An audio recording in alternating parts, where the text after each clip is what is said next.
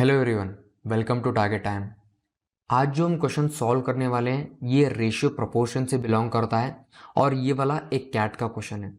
तो इस क्वेश्चन का अप्रोच देखने से पहले अगर आप चैनल पे नए हो तो सब्सक्राइब कर लेना और बेल आइकन को भी दबा देना ताकि आप फ्यूचर में ऐसे वीडियोस को मिस ना करें।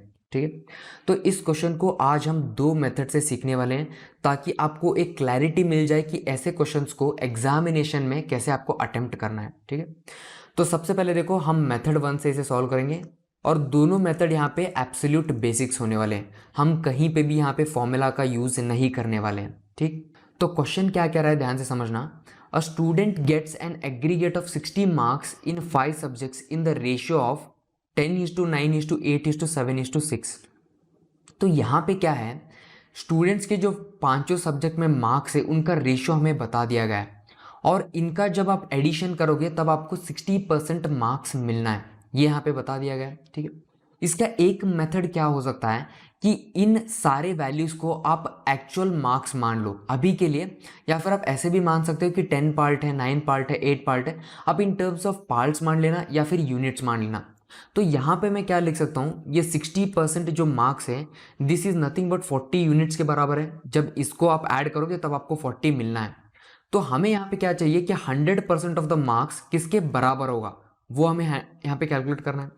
तो x का वैल्यू यहाँ पे कितना होगा, 100 मल्टीप्लाइड बाय 40 डिवाइडेड बाय 60 जब आप करोगे तो आपको यहाँ पे सिंपली कितना मिलना है, 200 डिवाइडेड बाय 3 मिलना है।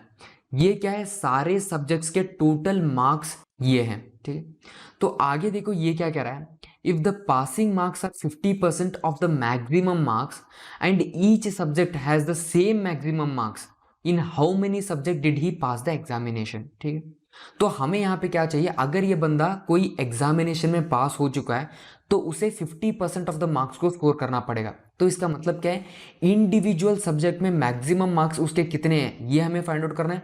उसका जब आप हाफ करोगे तब आपको 50% ऑफ द मार्क्स मिलना है। हमने देखो यहाँ पे क्या कर दिया है, 100% मतलब क्या, टोटल 5 सब्जेक्ट्स में इसके टोटल मार्क्स कितने हैं ये हमने फाइंड आउट किया है। तो हम यहाँ पे क्या कह सकते हैं कि ईच ईच कह लो या फिर पर सब्जेक्ट कह लेना, पर सब्जेक्ट में इसका मार्क्स कितना हो सकता है ये हम कैलकुलेट कर सकते हैं। देखो टोटल मार्क्स यहाँ पे कितना है, 200/3 है। पर सब्जेक्ट का मतलब कितना हो सकता है, 5 सब्जेक्ट है, जब आप इसे डिवाइडेड बाय 5 करते हो तब आपको यहाँ पे कितना मिलना है, 40/3 मिलना है।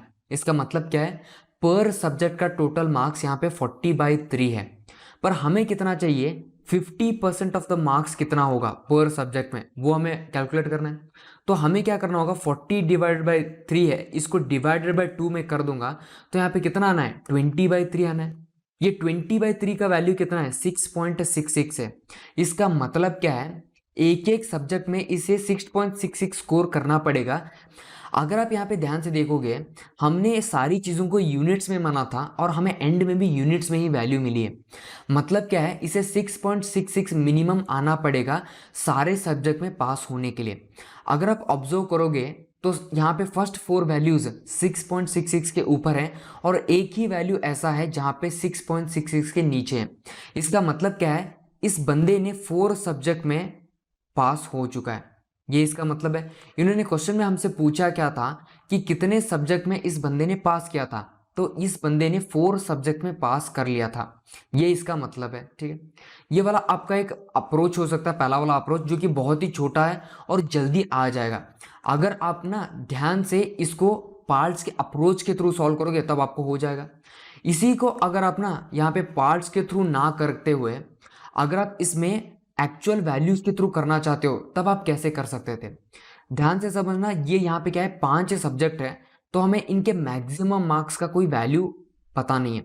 तो हम क्या अज्यूम कर सकते हैं कि इनका एक एक इंडिविजुअल सब्जेक्ट का मैक्सिमम मार्क्स हम 100 अज्यूम कर सकते हैं।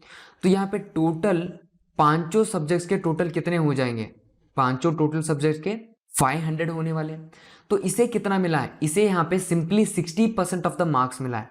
तो यहाँ पे हम क्या कैलकुलेट कर सकते हैं, 60% ऑफ द 500 जब आप करोगे आपको यहाँ पे 300 मिलना है।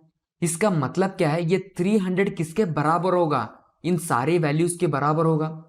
और साथ ही साथ हमें क्या पता है, ये एक्चुअल वैल्यूज नहीं है, ये रेशियोज है।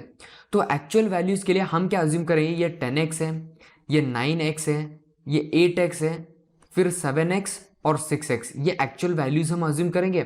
जब आप इन्हें ऐड करोगे तब आपको कितना मिलना है, आपको 300 मिलना है।